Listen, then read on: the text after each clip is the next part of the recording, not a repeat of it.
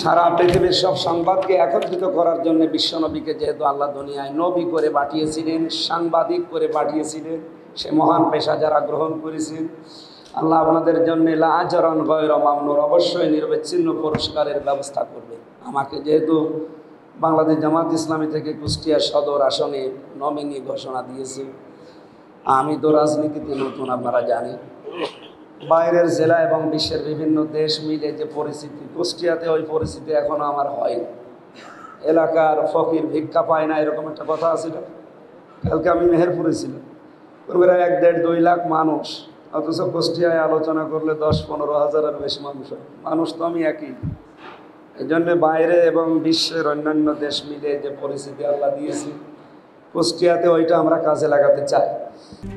RICL TMX, যুগের পর যুগ স্থাপনা থাকে মজবুত। সবচাইতে বড় বিষয়, কুষ্টিয়াতে যে সমস্ত সরকারি প্রতিষ্ঠান আছে, এই প্রতিষ্ঠানগুলো জনবান্ধব গড়ে তোলা দরকার। মানুষ এখানে যেতে ভয় পায়। এসপি অফিসে, থানাতে, এবং কি এই সিভিল সার্জন অফিস সহ কয়েকটা আমি ঘুরলাম। এখানে যেতে মানুষ, সাধারণ মানুষ বাইরে দেখি বসে থাকে, কাছুমাছু হয়ে ভয় পায়। আমরা এগুলো জনবান্ধব হিসাবে গড়ে তুলবো আগামীতে ইনশাআল্লাহ। চিনি কলটা চালু করা দরকার, আপনারা জানেন, এটা আমাদের জন্য এখন অবধারিত হয়ে পড়েছে। হাজারো মানুষের কর্মসংস্থান তৈরি হবে। এরপরে আমরা ঘোড়াই ব্রিজ যেটা আছে, এটা খুব দ্রুত বাস্তবায়নের চেষ্টা চালাবো আগামীতে।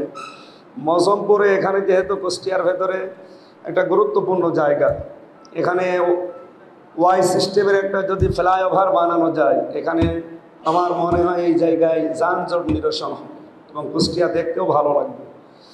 এরপরে চাউল শিল্পকে এটা আধুনিকায়ন করা লাগবে।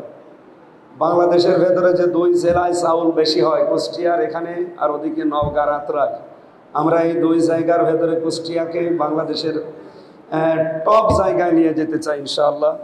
ড্রেনেজ ব্যবস্থা এবং রাস্তা প্রশস্তকরণ, এটা আরও বেশি দরকার। আপনারা বৃষ্টির পানি হলে কিভাবে পানি বেঁধে থাকে, ময়লা, এগুলো আমরা লক্ষ্য করছি। সামনে এগুলো আমরা ইনশাল্লাহ সেই জায়গায় নিয়ে যাওয়া দরকার। অন্যান্য বিশ্বের উন্নত বিশ্বে যেভাবে নিয়ে যায়, আমরা কুষ্টিয়াকে ওইভাবে নিয়ে যাওয়ার চেষ্টা চালাবো ইনশাল্লাহ। এদিকে রানাখড়িয়া থেকে একেবারে লালন ব্রিজ পর্যন্ত, তার মানে ওই যে রুমি ব্রিজ, মেহেদি রুমি ব্রিজ, এই নদীর ধারে, বাইরের দেশগুলোতে গেলে নদীর ধারে ঘুরলে মনটা আরও ফ্রেশ হয়ে যায়, আর আমাদের এই নদীর ধারে আসলে মন আরও কালো হয়। আমরা এখানে অন্তত একটা রাস্তা প্রশস্তকরণ দিয়ে কুষ্টিয়ার যানজট কমানোর চেষ্টা চালাবো। সর্বোপরি বাংলাদেশ প্রশাসন, বিশেষ করে পুলিশ, এটা পুলিশি সেবা যেটা দরকার, এটা এখন যেহেতু ওনারা আগস্টের 5 তারিখের পরে অধিকাংশই নিষ্ক্রিয় হয়ে আছে এবং নিশ্চুপ হয়ে আছে, এটা আমরা সর্বাত্মকভাবে কাজে লাগানোর চেষ্টা করব। সবার দোয়া নিয়ে, আমি যেহেতু সবার বয়সেই প্রায় ছোট, সবার কাছে শুভকামনা চাই এবং দোয়া চাই।